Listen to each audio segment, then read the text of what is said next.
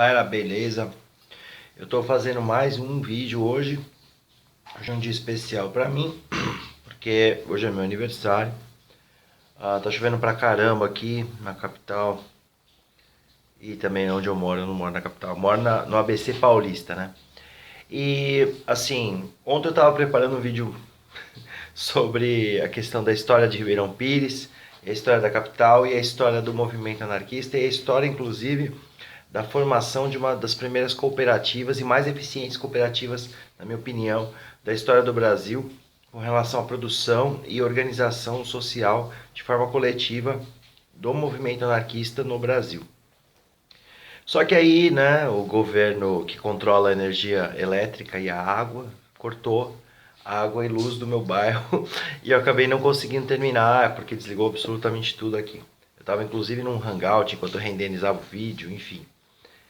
Mas, independente de qualquer coisa, eu queria dizer para vocês hoje um pouco sobre o que aconteceu nesse mês e colocar algumas posições, especialmente sobre detalhes que eu vi que os caras da direita concordavam com o que eu disse, sem mesmo saber que eu existo, ou então nem escutando o que eu tinha para falar, né? Então, é isso aí, vamos começar falando disso, beleza?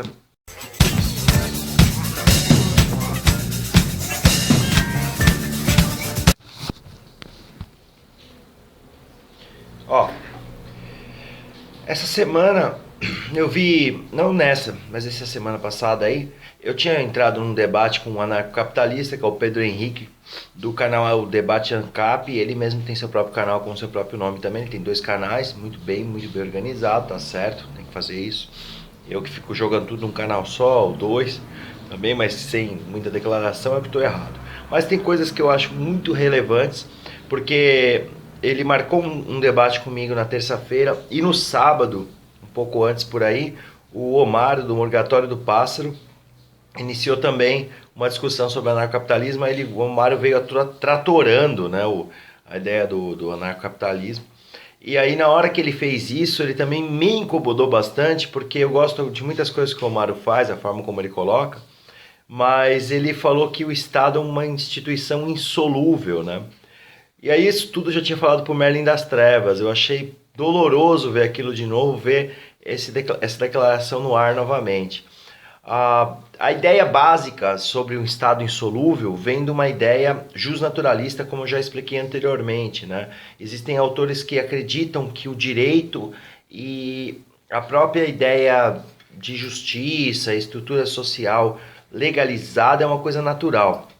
Inclusive é curioso dizer isso, mas muitos anarquistas que usam o direito como uma fonte de inspiração para defender o anarquismo também são justnaturalistas. Não é o meu caso em específico. Para mim, a lei e a justiça não são elementos perenes, permanentes, imutáveis e esse negócio todo, por uma única razão, cara. O direito é instituído historicamente, é instituído coletivamente, né? Então, isso tudo se estrutura aos poucos. O Omaro também acha isso, só que para ele essa estrutura ela é perene. Essa coisa de se organizar em grupo e se organizar com uma estrutura que é estabelecida coletivamente é estabelecer estados sempre. Essa é a visão de que Hans Kelsen, né? E ela é uma visão que eu já tinha comentado anteriormente aqui, e é uma visão justnatural. Então, beleza, o cara acha que tudo é assim, o Estado, inclusive para o próprio Omaro, são as pessoas, os indivíduos, eu, você, todo mundo é o Estado, né? Alguns caras também defendiam isso, tipo Gramsci. Gramsci também achava isso. Então a sociedade civil, ela, se ela pudesse se empoderar e for para cima e impor sua vontade, ela está sendo o Estado. Para mim, pessoalmente, isso é totalmente justnatural, mas ser justnatural não é meramente o problema para mim. O problema real é quando esse justnaturalismo ele está sendo utilizado para poder manter a sociedade de classes e a exploração. Isso no marxismo é mais coerente, assim, tipo, eu acredito que Marx vai estar trazendo isso melhor e Bakunin também, né? Que são os dois caras que dentro de uma estrutura socialista são mais hegelianos, né, digamos assim. Os dois vão falar sobre a questão de que as ideias elas são produto da realidade material. Esse é um grande ponto importante. Então, para mim, o grande equívoco tanto do Omaro quanto do Pedro é manter permanente a ideia, algumas ideias, né, digamos assim, que elas como se elas fossem eternas na realidade. Como, por exemplo, a ideia de que o Estado é uma entidade permanente ou de que o capitalismo é uma entidade permanente na realidade humana e que será para sempre assim em todo sempre, em todos os momentos, o que é, ao meu ver, um grande equívoco e uma grande não compreensão sobre as estruturas sociais, especialmente sobre o capital cultural das pessoas, né?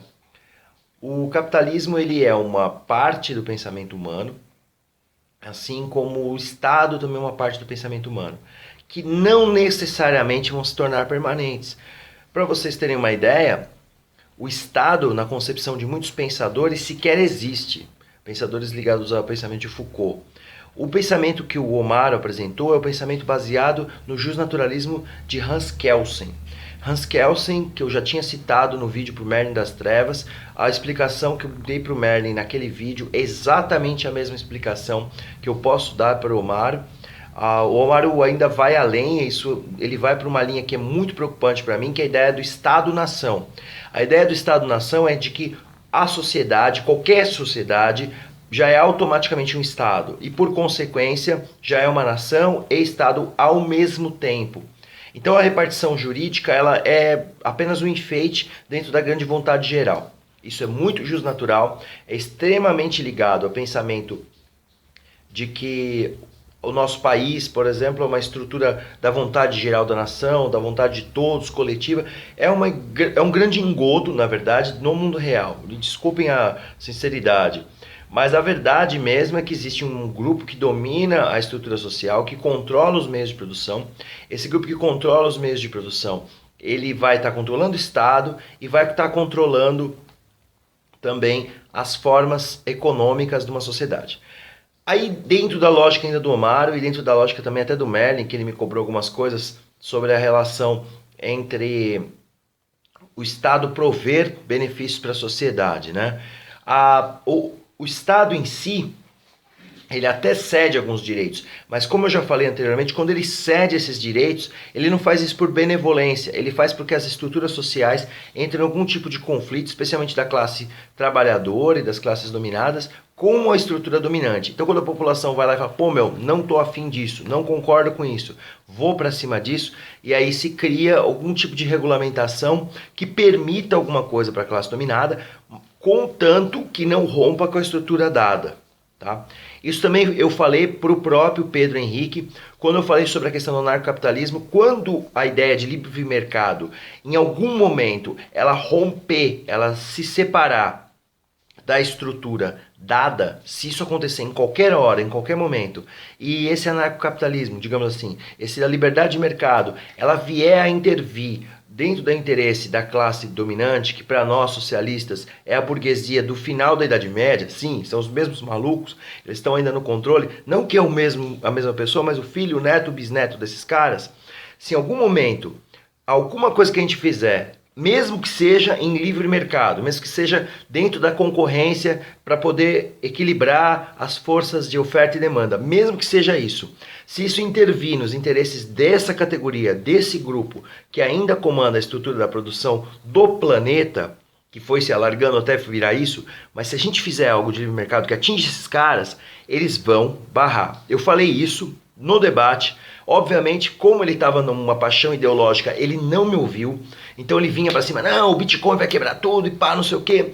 Só que, eu acho que 1 ou 2 dias depois, ele falou com um cara, o Hélio Beltrão, que é um dos ícones aí do anarcapitalismo. O Hélio Beltrão estava falando sobre como ele aderiu ao Partido Novo, vai aderir a todos os partidos liberais que ele conhecia, e falou a importância de você estar junto com os partidos liberais para poder abrir os interesses de livre mercado, já que o interesse dos socialistas é controlar esse mercado e controlar essa forma de produção. Então, para ir dentro das ideias, infelizmente ia ter que usar o Estado e usar os elementos do Estado, especialmente ligados aos grupos que querem livre mercado. Então, e ele falou exatamente as mesmas coisas que eu. Ele falou, se o Bitcoin aumentar em uma hora aí, o governo vai lá e te caça porque você fisicamente existe em algum lugar. Cara, ele falou as mesmas coisas que eu. E eu não vi o Pedro rebater em um minuto. O Pedro entrevistou, ficou na dele quietinho, né?